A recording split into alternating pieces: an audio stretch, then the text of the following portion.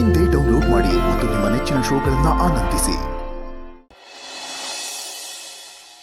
ದೇವರೇ ಭಗವಂತ ಕಾಪಾಡಪ್ಪ, ಕಲಶೇಶ್ವರ. ಏನಮ್ಮ ಸಂಜನಾ, ಒಂದ್ ಬ್ಯಾಗ್ನು ಹಿಡ್ಕೊಳ್ಳಿಲ್ವಲ್ಲಮ್ಮ? ಅಲ್ಲಿಂದ ಎತ್ಕೊಂಬಂದು ರಟ್ಟೆ ಎಲ್ಲಾ ಬಿದ್ದೋಯ್ತು ನಂದು. ಅಯ್ಯೋ, ನೀವು ಸಣ್ಣ ಆಗ್ಬೇಕೋ ಬೇಡ್ವೋ? ಮತ್ತೆ ಈ ತರ ಎಲ್ಲ ಕಷ್ಟ ಪಡ್ಬೇಕು, ಇಲ್ಲಾಂದ್ರೆ ಹೇಗ್ ಸಣ್ಣ ಆಗ್ತೀರಾ? ನಾವೆಲ್ಲ ಜಿಮ್ಗೆ ಹೋದಾಗ ನಮ್ ಕೈಲಿ ಭಾರವಾದ ವಸ್ತುನ ಎತ್ತಿಸ್ತಾರೆ ಗೊತ್ತಾ? ನಿಮ್ ಮತ್ತೆ ಜಿಮ್ಗೆ ಹೋಗಲ್ವಾ? ಹೋಗ್ಬೇಕು, ಬಟ್ ಯಾವಾಗ ಅಂತ ಗೊತ್ತಿಲ್ಲ. ಮತ್ತೆ ಹೋಗುವಾಗ ನನ್ನ ಕರ್ಕೊಂಡು ಹೋಗ್ತೀಯಾ? ಆಯ್ತು, ನೋಡೋಣ ಬಿಡಿ. ಅದ್ಕೆ ಒಂದ್ ಲೋಟ ನೀರು. ಅಮ್ಮ,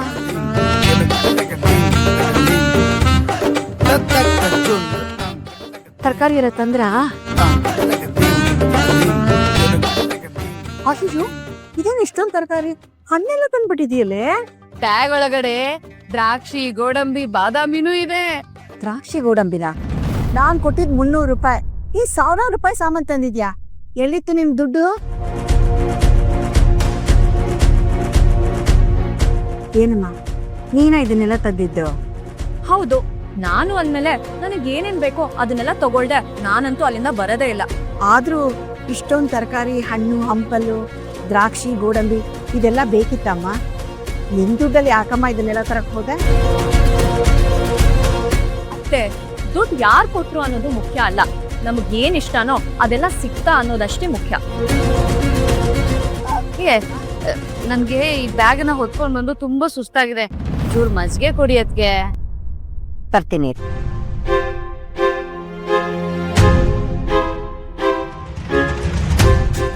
ಸಂಜು, ನಮ್ಮ ಅದ್ಕೆ ಹತ್ರ ಅಷ್ಟು ಚಾಲಾಕಿ ತಂದಿಂದ ಮಾತಾಡ್ಬಿಟ್ಟೆ. ಈ ತರ ಟ್ಯಾಲೆಂಟ್ ಇದ್ರೇನೆ ಪ್ರಪಂಚದಲ್ಲಿ ಬದುಕೋಕಾಗೋದು. ಎನಿವೇಸ್, ನೀವು ಮಜ್ಜಿಗೆ ಕುಡಿದ್ಮೇಲೆ ತಂದಿರೋ ಫ್ರೂಟ್ಸ್ ಮತ್ತೆ ಡ್ರೈ ಫ್ರೂಟ್ಸ್ ನ ಎಲ್ಲ ಕಟ್ ಮಾಡಿ ನನ್ನ ರೂಮಿಗೆ ತಗೊಂಬನ್ನಿ. ನಾನು ರೂಮಲ್ಲಿ ಇರ್ತೀನಿ. ಹಾ, ಓಕೆ.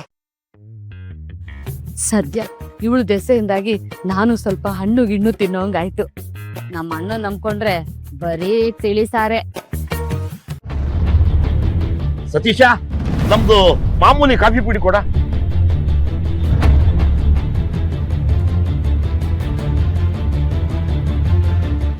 ಯಾಕೋ ಕಾಫಿ ಪುಡಿ ಕೊಡು ಅಂದ್ರೆ ಕುಗ್ತಾ ಇದೀಯಾ? ಏನಾಯ್ತು? ನನ್ಗೇನಾಗಿದೆ? ಆಗಿರೋದೆಲ್ಲ ನಿನ್ಗೇನೆ. ನೀನ್ ಈ ತರ ಬದಲಾಗ್ತೀಯ ಅಂತ ನಾನ್ ತಿಳ್ಕೊಂಡಿರ್ಲಿಲ್ಲ. ಸೂರ್ಯ ಚಂದ್ರ ಬದಲಾದ್ರು ಈ ಜಯರಾಮ ಬದಲಾಗಲ್ಲ. ನಿಮ್ ಅಂಗಡಿಗೆ ಬಂದು ತುಂಬಾ ದಿನ ಆಯ್ತು ಅಂತ ಈ ತರ ಮಾತಾಡ್ತಾ ಇದೀಯಾ? ಆಯ್ತು, ಯಾಕೋ ಒಂಥರ ಇದೆಯಾ? ಎಷ್ಟಾಯ್ತು ಹೇಳು? ನೀನ್ ಸೊಸೆ ಮಾತ್ರ ದುಡ್ಡು ಕೊಡಲ್ಲ, ನೀನ್ ಕೊಡ್ತೀಯಾ? ನೀನ್ ಒಳ್ಳೆಯವನ ಅನ್ಸ್ಕೋಬೇಕು, ಸೊಸೆ ಕೆಟ್ಟವಳ? ನನ್ ಸೊಸೆನಾ? ಏನ್ ಹೇಳ್ತಿದ್ಯೋ? ಏನಿದು ಬಿಲ್ಲು? ನನ್ ಯಾರು ಅಂತ ಗೊತ್ತಾ ನಿಮ್ಗೆ? SI ನಾಗರಾಜ್ ಅವ್ರ ಮಗಳಲ್ವಾ ನೀವು? ಅಲ್ಲ, ಈಗ ಹೆಡ್ ಕಾನ್ಸ್ಟೇಬಲ್ ಜಯರಾಮ್ ಅವ್ರ ಸೊಸೆ. ನನ್ ಹತ್ರನೇ ದುಡ್ಡು ಕೇಳ್ತೀಯಾ? ಇದನ್ನೇನಾದ್ರೂ ನನ್ ಮಾವಂಗ್ ಹೇಳಿದ್ರೆ ಇಮ್ಮಿಡಿಯೇಟ್ ಆಗಿ ಇಡೀ ಅಂಗಡಿನೇ ಖಾಲಿ ಮಾಡಿಸ್ತಾರೆ.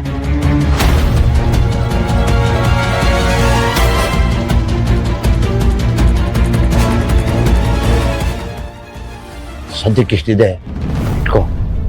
ಉಳಿದಿದ್ದು ನಾಳೆ ಚುಕ್ತಾ ಮಾಡ್ತೀನಿ.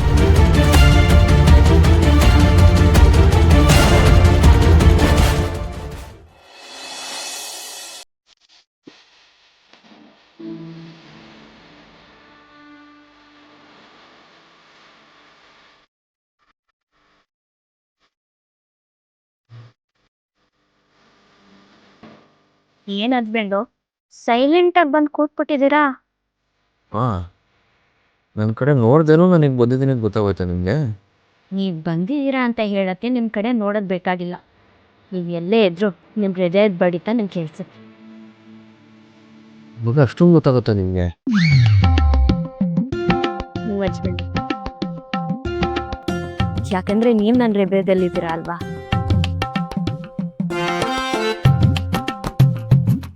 ಸರಿ, ಕೆಲಸ ಮುಗಿಲಿಲ್ವ ಇನ್ನ? ಇಲ್ಲ ಹಚ್ಬೇಡಿ, ಎಷ್ಟೊತ್ತಾಗುತ್ತೆ? ತುಂಬ ಹೊತ್ತಾಗುತ್ತೆ. ನಾಳೆ ಮಾಡ್ಕೊಂಡಾಯ್ತು ಬಿಡ್ರಿ, ಏನು ಅರ್ಜೆಂಟು? ನಾಳೆ ಅಂದ್ರೆ ಹಾಳೆ ಹಚ್ಕೊಂಡು ಅನ್ಕೊಂಡಿದ್ ಕೆಲಸ ಮಾಡ್ಬಿಡ್ಬೇಕು. ಜನ ನನಗೆ ನಂಬ್ಕೊಂಡು ಬಟ್ಟೆ ಕೊಟ್ಟಿರ್ತಾರೆ. ಅವ್ರು ಕೇಳೋದ್ಕಿಂತ ಒಂದ್ ದಿವಸ ಮುಂಚೆನೆ ಕೊಟ್ಬಿಟ್ರೆ ಅವ್ರಿಗೆ ನನ್ನ ಮೇಲೆ ನಂಬಿಕೆ ಜಾಸ್ತಿ ಆಗುತ್ತೆ. ನಾವ್ ಏನೇ ಕೆಲಸ ಮಾಡಿದ್ರು ಅದು ಜನರ ಪರವಾಗಿರ್ಬೇಕು. ಜನ ಸೇವೆನೇ ಜನಾರ್ದನ ಸೇವೆ.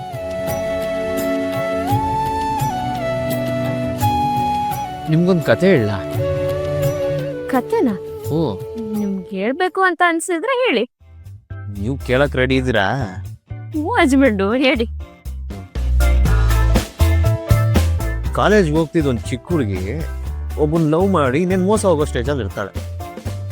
ಆಗ ಅವಳನ್ನ ಒಬ್ಬೊಬ್ಬನ್ ಕಾಪಾಡ್ತಾನೆ. ಸರಿ, ಆಮೇಲೆ?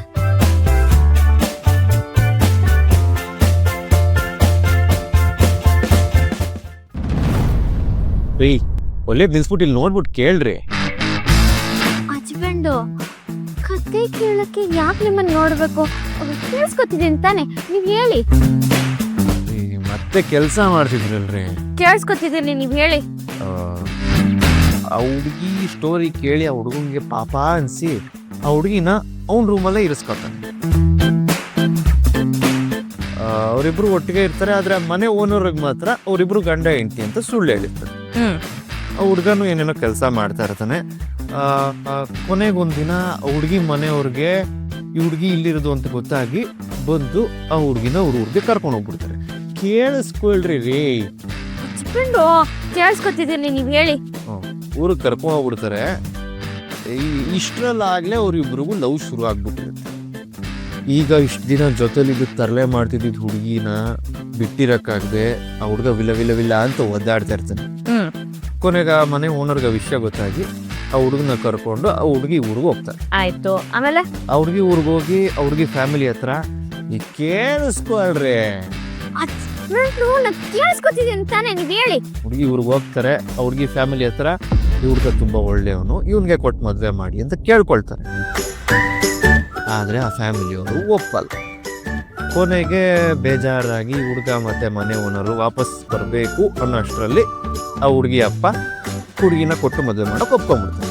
ಅಲ್ಲಿಗೆ ಸ್ಟೋರಿ ಹ್ಯಾಪಿ ಎಂಡಿಂಗ್. ಹಿಂಗೆ ಸ್ಟೋರಿ. ಪ್ರೀತಿ ಬಿಟ್ರು ಶ್ರಾವಣಿ ಸುಬ್ರಹ್ಮಣ್ಯ.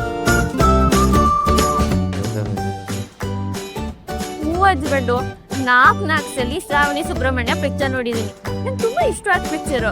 ಸರಿ, ಇನ್ನೊಂದು ಕತೆ ಹೇಳ. ಬೇಡ ಹಸ್ಬೆಂಡು, ನೋಡಿ ನಂಗೆ ಎಷ್ಟು ಕೆಲಸ ಇದೆ, ಆಮೇಲೆ ಆಯ್ತಾ?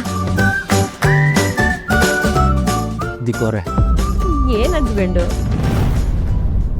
ನೀವು ಕೆಲಸ ಮಾಡಬೇಡಿ.